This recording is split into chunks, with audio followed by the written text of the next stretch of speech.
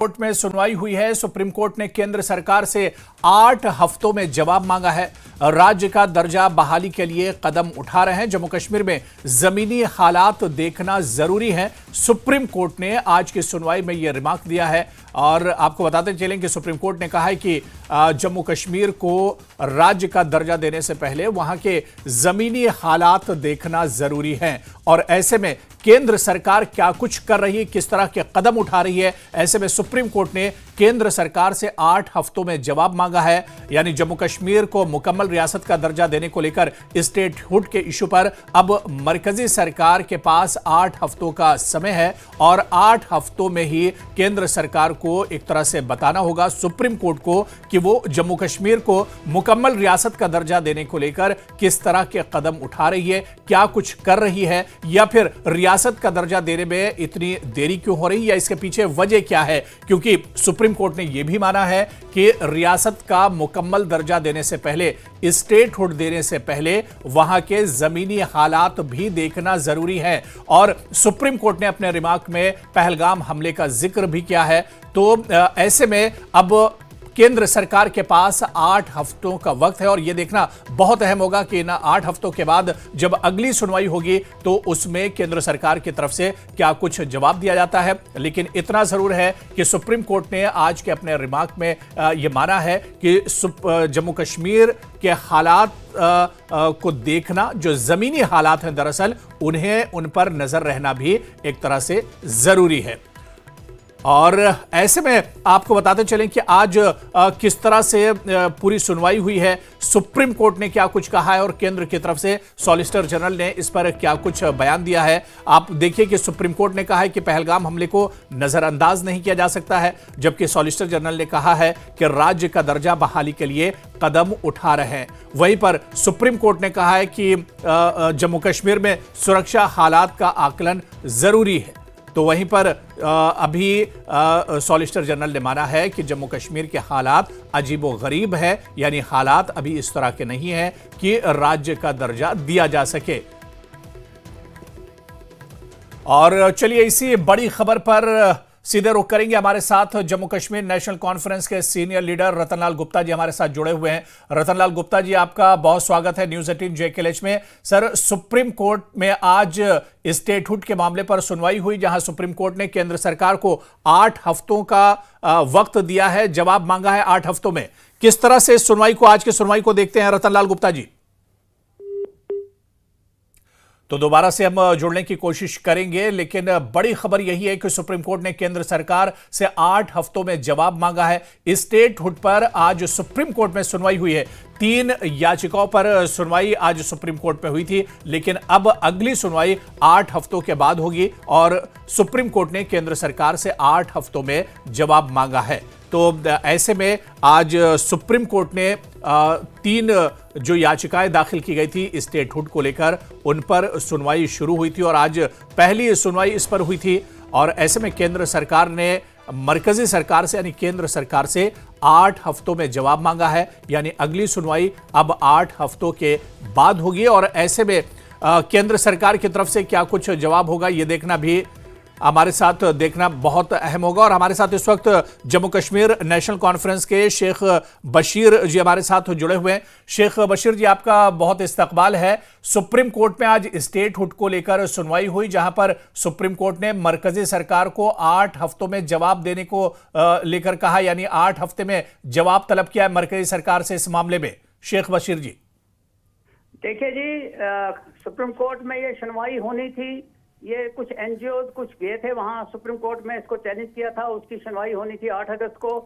8 अगस्त के बजाय उसको अब 14 अगस्त को रखा था और 14 अगस्त को आज मुझे पता लगा कि उसकी सुनवाई 8 हफ्तों के लिए टाल दी गई है जी। जम्मू कश्मीर के लोगों के साथ नाइंसाफी हो रही है। जम्मू कश्मीर को स्टेटहुड रेस्टोर ना करना जो है जम्मू कश्मीर के लोगों के साथ बहुत बड़ी नाइंसाफी है। इसलिए कि जम्मू कश्मीर पिछले 6 साल से ब्यूरोक्रेटिक रूल में थी, अब यहाँ इलेक्टेड गवर्नमेंट बनी है और इसको एक बहाना या दूसरा बहाना करके कि यहाँ जनाब हालात ठीक नहीं है। अभी एलजी साहब ने 2 दिन पहले एक स्टेटमेंट दिया कि जम्मू कश्मीर में सब कुछ ठीक है। ये जो वाक़ात हो रहे हैं जिनका रेफरेंस दिया जा रहा है, ये तो 35 साल से हम जम्मू कश्मीर में चल रहे हैं, ये कोई नई बात तो है नहीं कि पहलगाम वाक़ा हो गया, इससे पहले बड़े वाक़ा हुए हैं। और इन चीजों का बहाना बना के आगे करना तो ये जम्मू कश्मीर के लोगों के साथ बेइंसाफी है। नहीं तो आज बशीर जी, सुप्रीम कोर्ट ने केंद्र सरकार से 8 हफ्तों में इस पर जवाब भी मांगा है कि इस क्या कुछ पहल केंद्र सरकार की तरफ से हो रही है, मरकजी सरकार किस तरह के कदम उठा रही है? पहली बात यह है कि justice delayed is justice denied. जब जस्टिस जो है, जब ये चैलेंज हुआ था, ये आज होना था, आज के बाद ये होना था, तो मुझे लगता है वो एक बहाना करके दूसरा बहाना करके इसको आगे ले जा रहे हैं, तो ये जम्मू कश्मीर के लोगों के साथ नाइंसाफी।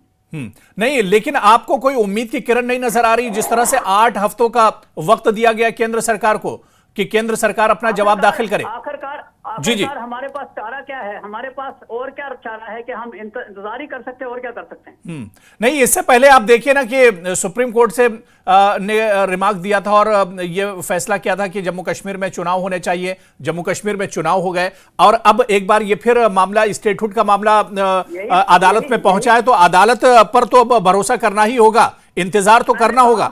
हमारे पास जी, गवर्नमेंट को तो इनको पहले ही दे देना चाहिए था इस पर अपना वर्षन। नहीं, गवर्नमेंट तो ये कह रही है कि हालात बेहतर नहीं है। अभी आप देखिए पहलगाम हमला हुआ, कितना बड़ा हमला हुआ। कुलगाम में आप देखिए 12 दिनों तक इनकाउंटर चलता रहा। उड़ी में आप देखिए कल हमला हुआ। शायद आपको याद होगा कि जब ये स्टेट को 2 हिस्सों में तकसीम किया गया था, यूनियन टेरिटरी बनाया था, उस वक्त ये कहा गया था कि ये चूंकि चीजें टल जाएंगी, लेकिन टली तो नहीं ना है। ये तो कंटिन्यूअस प्रोसेस है जी, ये कंटिन्यू चल रही है। और पहलगाम पे वाकये से पहले भी कई वाक़ात हुए हैं, ये कोई लास्ट वाक़ा तो हुआ नहीं है, उससे पहले भी कई वाक़ात हुए हैं, बड़े खतरनाक वाक़ात हुए हैं। उड़ी हुआ, पुलवामा हुआ। तो अब ये चूंकि चीज इसको लेके चलेंगे तो इसका मतलब है कि नेशनल जो जम्मू कश्मीर के लोग हैं वो डिप्राइव हो जाएंगे अपने बेसिक राइट से।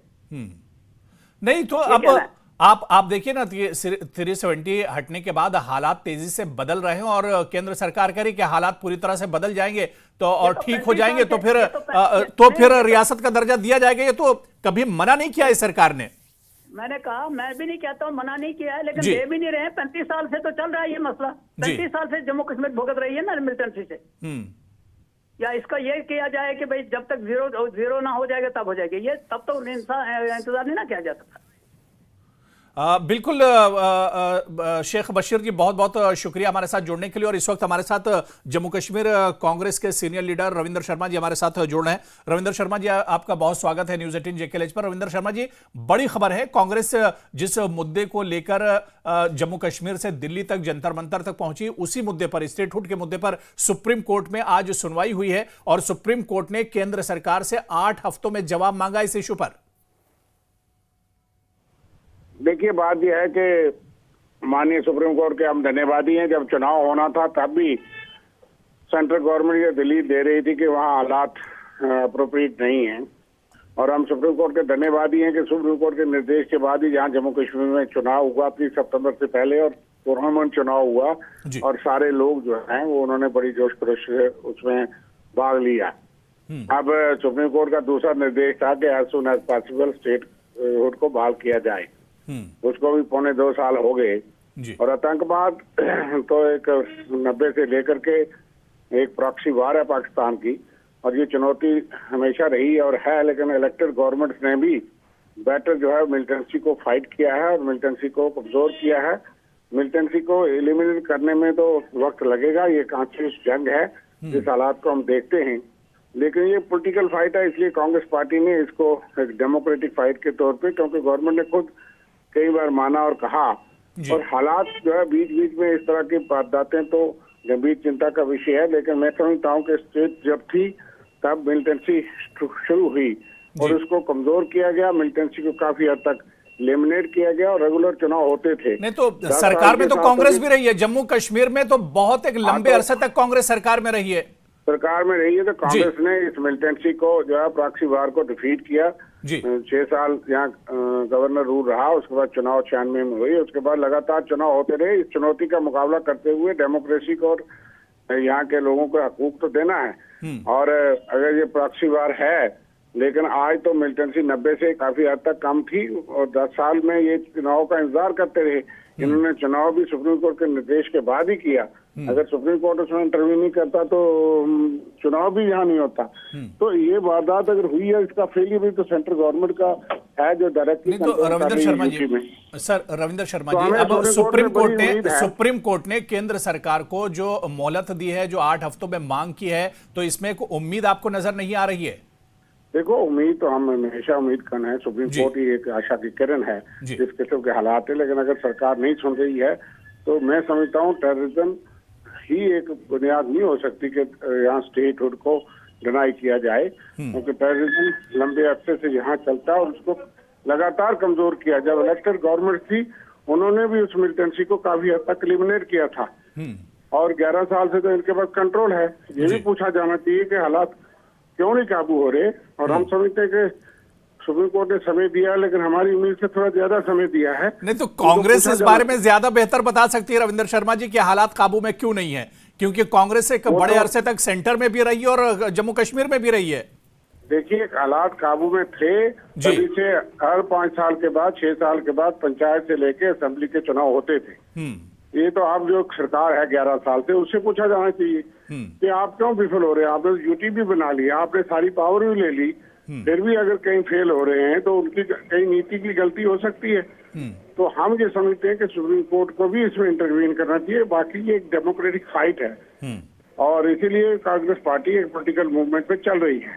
हमारी रियासत हमारा हक, हम आतंकवाद का मुकाबला लोगों के साथ कोऑपरेशन लेकर के करते आए और आतंकवाद को काफी हद तक यहाँ पे काबू में लाया गया था। अब हालात पिछले कुछ सालों में ज्यादा खराब हुए हैं, बीच बीच में कहीं बेहतर होता है, कहीं खराबी होती है। ये मुकाबला चलता रहेगा, बट लोगों को काफी हद तक इस हकूक से, पहचान से, लेकिन बीजेपी तो ये कह रही कि कांग्रेस ड्रामा कर रही है इस पूरे मामले को लेकर, क्योंकि जब प्रधानमंत्री खुद कह चुके हैं कि राज्य का दर्जा दिया जाएगा, मुकम्मल रियासत का दर्जा दिया जाएगा, फिर कांग्रेस ये एहतजाज और ड्रामा और ये सब क्यों कर रही है?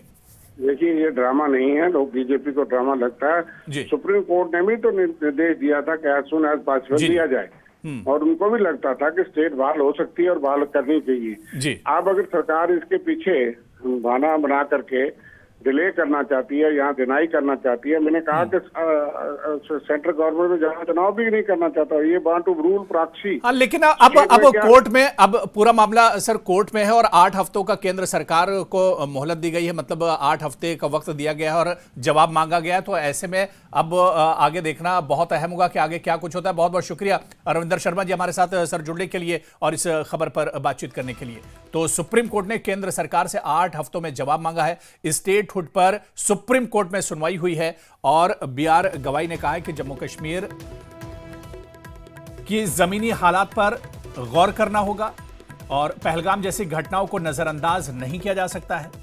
तो वहीं पर सॉलिसिटर जनरल ने कहा कि सुप्रीम कोर्ट जम्मू कश्मीर की अजीबोगरीब स्थिति है और ये याचिकाकर्ताओं के लिए माहौल बिगाड़ने जैसा है। तो आज जो सुनवाई हुई है, सुप्रीम कोर्ट सीजीआई ने कहा कि जम्मू कश्मीर के ज़मीनी हालात देखने होंगे, पहलगाम जैसी घटनाओं को नज़रअंदाज नहीं किया जा सकता है। वहीं पर सॉलिसिटर जनरल ने कहा कि राज्य का दर्जा देने के लिए एक तरह से केंद्र सरकार इस पर काम कर रही है। तो आज जो सुनवाई हुई है और आज जो बहस हुई है वो दरअसल हम आपको दिखा रहे हैं कि स्टेटहुड पर सुप्रीम कोर्ट के अंदर जो बहस हुई है, पहली जो सुनवाई हुई है उसमें किसने क्या कुछ कहा है। स्टेटहुड पर सुप्रीम कोर्ट में सुनवाई हुई है और सीजीआई ने कहा कि जम्मू कश्मीर के जमीनी हालात देखने होंगे, पहलगाम जैसी घटनाओं को नजरअंदाज नहीं किया जा सकता है। एसजी ने कहा कि राज्य का दर्जा देने के लिए कदम उठाए जा रहे हैं। सुप्रीम कोर्ट जम्मू कश्मीर की अजीबोगरीब स्थिति उन्होंने बताई है। और हमारे सहयोगी खुर्रम शहजाद लगातार सुप्रीम कोर्ट से ही हमारे साथ जुड़े हुए हैं। खुर्रम, एक तो सुप्रीम कोर्ट ने केंद्र सरकार से 8 हफ्तों में जवाब मांगा है, यह बहुत अहम हो जाता है। और आज की जो सुनवाई है उसमें देखिए कि सुप्रीम कोर्ट ने कहा है कि जमीनी हकीकत पर नजर रखना यह भी बहुत अहम हो जाता है कि जमीनी हालात क्या कुछ है मौजूदा जम्मू कश्मीर के। बिल्कुल आपने सही कहा कि जिस तरीके से सॉलिसिटर जनरल तुषार मेहता ने इस पूरी केस की मेंटेलिटी पर सवाल उठाया था, उसको देखते हुए ये सवाल जो है वो बड़ा हो गया था। क्योंकि जिस तरीके से तुषार मेहता ने ये कहा था कि वहाँ पर चुनाव हो चुका है और उसके बाद जो है स्टेटहुड को दिया जाना है, तो एक प्रोसेस चल रहा है, लेकिन ज़मीनी हकाइक जो है ख़ासतौर से पहलगाम का जो इशू है उसका जिक्र जो खुद जो है सीजीआई की तरफ से जिस तरीके से किया गया कि उसको भी नज़रअंदाज नहीं किया जा सकता है। हालांकि आप देखिए जो पिटिशनर वहां पर पहुंचे थे उन्होंने 370 का जो फैसला आया था उसको जिस तरीके से अदालत ने बरकरार रखा था उसका हवाला दिया और उस वक्त उस फैसले को अदालत में पढ़ा गया कि किस तरीके से। बिल्कुल खुर्रम, आप हमारे साथ बने रहिए। हमारे हैं सीधे जम्मू का रुख करेंगे। समीर भट्ट हमारे सहयोगी हमारे साथ इस वक्त जुड़े हुए हैं। समीर, बहुत अहम सुनवाई सुप्रीम कोर्ट में हुई है और सुप्रीम कोर्ट ने केंद्र सरकार से स्टेटहुड को लेकर 8 हफ्तों में जवाब मांगा है। बिल्कुल, मेरे साथ तारिक हमीद कर रहा है, जो जम्मू कश्मीर कांग्रेस के प्रेसिडेंट हैं। सीधा उन्हीं से हम बात करते हैं। सर, पहली टिप्पणी है। देखिए, आज जो सुप्रीम कोर्ट में जो ऑब्जर्वेशंस आई वो एक प्रोसीजर को फिलहाल फॉलो कर रहे हैं जिसके तहत उन्होंने गवर्नमेंट से जवाब मांगा है और उसके वास्ते 8 हफ्ते का टाइम दिया है। तो अभी तो प्रोसीजर फॉलो हो रहा है, आगे जिस वक्त वो लोग जवाब देंगे तो उसके बाद ही पता चलेगा कि केस की नौयत क्या हो सकती है। उन्होंने एक ऑब्जर्वेशन दी है और कहा है कि सीजीआई ने कहा है कि पहलगाम को बोलना नहीं चाहिए। बड़ी ऑब्जर्वेशन है, और क्योंकि लॉ एंड ऑर्डर का मसला, और बीजेपी हमेशा और सेंट्रल गवर्नमेंट भी ये कहती है कि लॉ एंड ऑर्डर की वजह से ही स्टेटहुड रुका हुआ है, लॉ एंड ऑर्डर क्योंकि कंसर्न्स हैं, तो पहलगाम को उन्होंने बीच में रखा है। तो क्या कहेंगे इस पर? ये तो आपके लिए थोड़ा सेटबैक नहीं है? गवर्नमेंट ऑफ इंडिया की तरफ से अभी तक ऐसा कोई ये नहीं आया कि स्टेटहुड अगर रुका है तो वो लॉ एंड ऑर्डर की सिचुएशन के मुताबिक या उसके हिसाब से रुका हुआ है।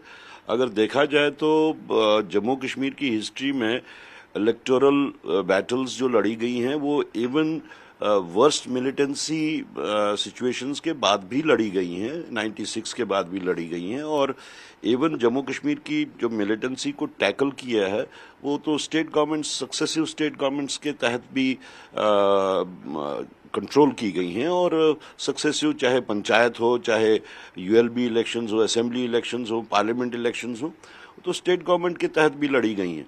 तो ऐसा नहीं है कि ये सिर्फ और सिर्फ उस वास्ते है कि पहलगाम के वास्ते है। यहाँ पे तो इलेक्शंस, ये जो है अवंतीपोरा का जो वाक़ा हुआ उसके बाद भी इलेक्शंस हुए हैं। तो ये अभी प्रीमैच्योर है कहना। अभी एक जो प्रोसीजर है उनका, वो उस प्रोसीजर को फॉलो कर रहे हैं। बाकी हमें सुप्रीम कोर्ट के पूरा यकीन है, पूरा एतबार है कि जब भी इसके ऊपर बहस होगी तो वो सारे मेरिट्स और डिमेरिट्स को वे करेंगे, मेजर करेंगे। लेकिन कहीं ना कहीं जो है कांग्रेस स्टेटहुड की मांग कर रही है, लेकिन बीजेपी ये कह रही है कि अप्रोप्रिएट टाइम। और जब मैंने आज सत शर्मा जी से बात की तो उन्होंने कहा देखिए हम यही कह रहे हैं कि अप्रोप्रिएट टाइम, और सीजीआई की जो ऑब्जर्वेशन है कि ग्राउंड सिचुएशन को भी नज़रअंदाज नहीं कर सकते, और पहलगाम का उन्होंने रेफरेंस दिया, तो वो कहीं ना कहीं विंडिकेट तो करता है ना उनकी बात को। नहीं, फिलहाल तो जो हमारा जहां तक स्टेटहुड के वास्ते जो हम इस वक्त मूवमेंट चला रहे हैं, that is a political movement. अब ये जो लीगल बैटल है इसके अलग अलग पैरामीटर्स होते हैं, अलग जाविये होते हैं, तो इन दोनों को मिक्सअप नहीं किया जा सकता। बाकी जहां तक सुप्रीम कोर्ट ने जो ऑब्जर्वेशन दी है, सुप्रीम कोर्ट ने जो अपना ही जो उनके कमेंट्स थे, जो रिमार्क्स थे कि स्टेटहुड को जो है जल्द से जल्द बहाल किया जाए, उनको इस वक्त वो जो सुन रहे हैं वो उसी को इम्प्लीमेंट करने के वास्ते सुन रहे हैं। एक आपके बारे में उन्होंने, याचिका जो है उनके बारे में भी एक उन्होंने कहा है कि उनको भी हम मतलब एक तरह से अंडर एस्टिमेट नहीं कर सकते हैं, उनकी बात भी हम सुनेंगे। तो आपको लगता है कि ये चीज़ थोड़ी बहुत आपके लिए प्रोत्साहित करने वाली? देखिए, हम कह रहे हैं कि हमें लीगल प्रोसेस जो है हिंदुस्तान का, उसके ऊपर पूरा यकीन है। अब एक ऑब्जर्वेशन को लेके आप जंप टू कंक्लूजन नहीं कर सकते।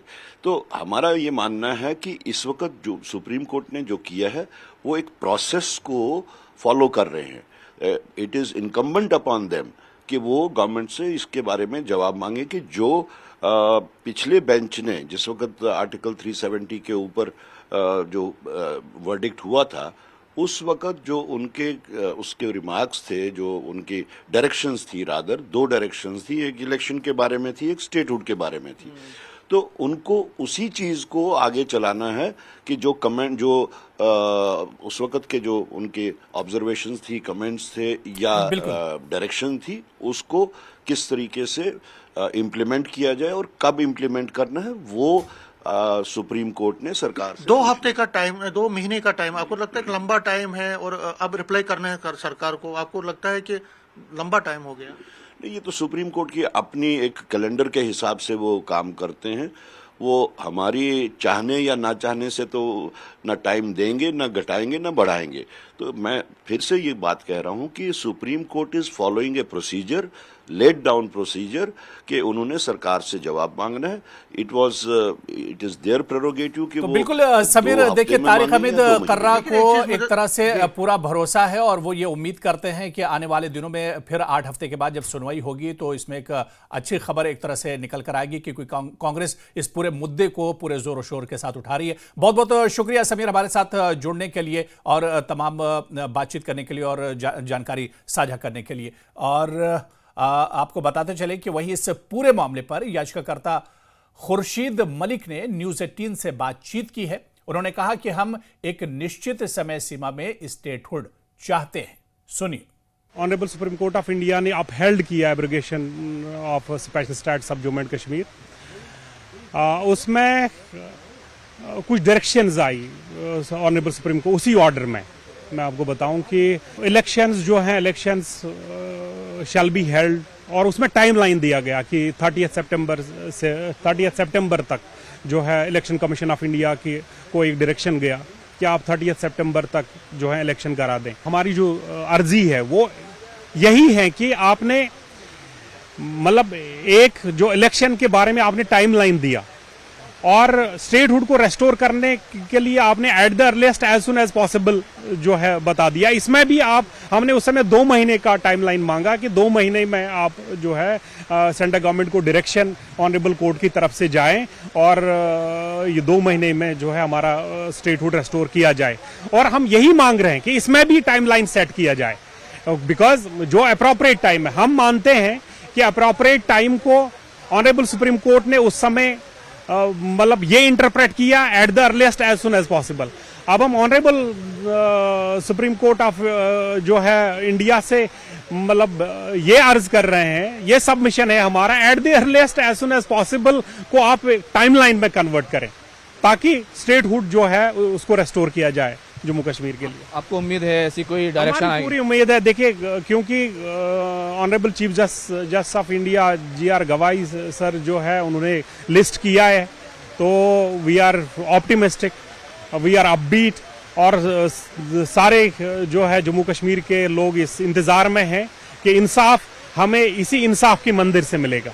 और पूरी उम्मीद है हमें चीफ जस्टिस ऑफ इंडिया से, जो बेंच इसको सुन रहा है। और this is the matter of the the natural justice हमें मिलना चाहिए। We have been an very old state of this region, और हमें अपना स्टेटस, हम कुछ नया नहीं मांग रहे हैं, हम वही मांग रहे हैं कि हमें जो है, एक तो आपने डिसइंटीग्रेट किया, दूसरा ये कि that was upheld, will not go into the nitty gritties of that judgement, but जो बचा खुचा है उसको ये जम्मू कश्मीर इसको, और आपकी अपनी डायरेक्शन है, हमें टाइमलाइन दिया जाए और स्टेटहुड रेस्टोर किया जाए।